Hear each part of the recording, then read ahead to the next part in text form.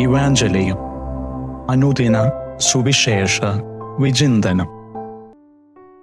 യേശുക്രിസ്തുവിൽ ഏറ്റവും സ്നേഹം നിറഞ്ഞവരെ, ജൂൺ 9 തിങ്കളാഴ്ച തിരുസഭാ മാതാവ് വചനവിചിന്തനത്തിനായി നമുക്ക് നൽകുന്ന സുവിശേഷ ഭാഗം യോഹന്നാന്റെ സുവിശേഷം 19 25 മുതൽ 34 വരെയുള്ള തിരുവചനങ്ങളാണ്.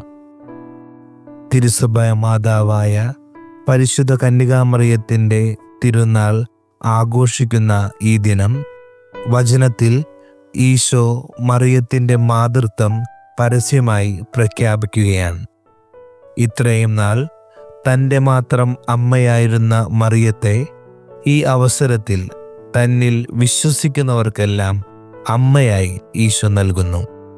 ഇവിടെ ഈശോ സ്നേഹിച്ച ശിഷ്യൻ ഈശോ സ്നേഹിക്കുന്ന എല്ലാ ശിഷ്യരുടെയും പ്രതിനിധിയായി നിലകൊള്ളുകയാണ്. ഈശോയിൽ വിശ്വസിക്കുന്ന ഓരോരുത്തരും ഈശോ സ്നേഹിക്കുന്ന ശിഷ്യനും ശിഷ്യയുമാണ്.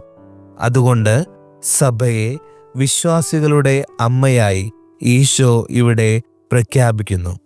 അതോടൊപ്പം സഭയുടെയും വിശ്വാസികളുടെയും അമ്മയായി മറിയത്തെ ഈശോ നൽകുന്നുണ്ട്. ഈശോയ്ക്ക് ജന്മം നൽകി ഈശോയെ ദൈവപിതാവിൻ്റെ ഹിതമനുസരിച്ച് വളർത്തിയ അമ്മയാണ് പരിശുദ്ധ മറിയം. തന്നിൽ വിശ്വസിക്കുന്നവരിലെല്ലാം മിശിഹാരൂപം ഉൾക്കൊള്ളുവാൻ സഹായിച്ചുകൊണ്ട് അവരോടൊപ്പം അവൾ ഉണ്ടായിരിക്കണമെന്ന് അവിടുന്ന് ആഗ്രഹിക്കുന്നു. തൻ്റെ ജീവിതത്തിൽ തൻ്റെ സ്വന്തം അമ്മയായി മറിയത്തെ യോഹന്നാൻ സ്വീകരിച്ചു. അത് സഭ മുഴുവനുമായിട്ടുള്ള സ്വീകരണമായിരുന്നു. അങ്ങനെ പരിശുദ്ധ കന്യകാമറിയത്തിൻ്റെ സാന്നിധ്യത്തിലാണ് സഭ വളർന്നത്. അമ്മയുടെ മധ്യസ്ഥതയിലാണ് ഓരോ ക്രിസ്തു ശിഷ്യനും ക്രിസ്തുവിനെ കണ്ടെത്തുന്നത്. ക്രിസ്തുവിൻ്റെ കുരിശിൻ ചുവട്ടിലെ മാതാവിൻ്റെ ഈ സാന്നിധ്യത്തിലാണ് നമ്മുടെ തിരുസഭയുടെ ആരംഭവും. യഹൂദ പാരമ്പര്യമനുസരിച്ച് രാജാവിൻ്റെ മാതാവാണ് രാജ്ഞി. അവൾക്കാണ് അധികാരവും കിരീടവും സിംഹാസനവും. സ്ഥാപിതമാകുന്ന പുതിയ രാജ്യത്തിലെ രാജ്ഞിയുടെ മക്കളായി തീരുക, ഇതാണ് സഭ. ക്രിസ്തുവിന് അനുരൂപരാകുന്ന സമൂഹം, ക്രിസ്തുവിനെ വഹിക്കുന്നവരായി തീരുന്ന സമൂഹം. സഭയിലെ ഓരോ അംഗത്തെയും നോക്കിയാണ് ഇതാ നിന്റെ അമ്മ എന്ന് യേശു പറയുന്നത്. നമുക്കും അമ്മയുടെ മക്കളായി തീരാം.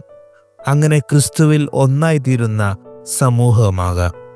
അമ്മയുടെ മാധ്യസ്ഥത്താലാണ് നാം നമ്മുടെ നിരന്തരമായ സംഘർഷത്തിലും ബുദ്ധിമുട്ടുകളിലും സങ്കടങ്ങളിലും ഈശോയിൽ കൂടുതൽ ആശ്രയിക്കുവാൻ നമ്മെ സഹായിക്കുക. പരിശുദ്ധ അമ്മ നമ്മുടെ സഭയുടെ നിലനിൽപ്പിനും സഭയുടെ ഉയർച്ചയ്ക്കും വിശുദ്ധീകരണത്തിനും എപ്പോഴും മാധ്യസ്ഥയായി മാറുന്നുണ്ട്. യേശുവിൻ്റെ കൂടെ കുരിശിന് താഴെ നിന്ന് പ്രാർത്ഥിച്ച അമ്മ നമ്മുടെയും ജീവിതത്തിൽ ബുദ്ധിമുട്ടുകൾ, കുരിശുകൾ, സഹനങ്ങളുണ്ടാകുമ്പോൾ നമുക്ക് താങ്ങായി, നമ്മുടെ ഉയർപ്പിനായി, നമ്മുടെ രക്ഷയ്ക്കായിട്ട് അമ്മ മാധ്യസ്ഥം തേടുന്നുണ്ട്. ഈ അമ്മയുടെ മാധ്യസ്ഥയിലായിരിക്കുന്ന നമുക്കെല്ലാവർക്കും പ്രത്യേകം ദൈവത്തിന് നന്ദി പറയാം. അമ്മയുടെ കൂടെയായിരുന്നു കൊണ്ട് ദൈവത്തിൻ്റെ ഏറ്റവും പ്രിയപ്പെട്ട മക്കളായി ജീവിക്കാൻ പരിശ്രമിക്കാം. ദൈവം എല്ലാവരെയും അനുഗ്രഹിക്കട്ടെ.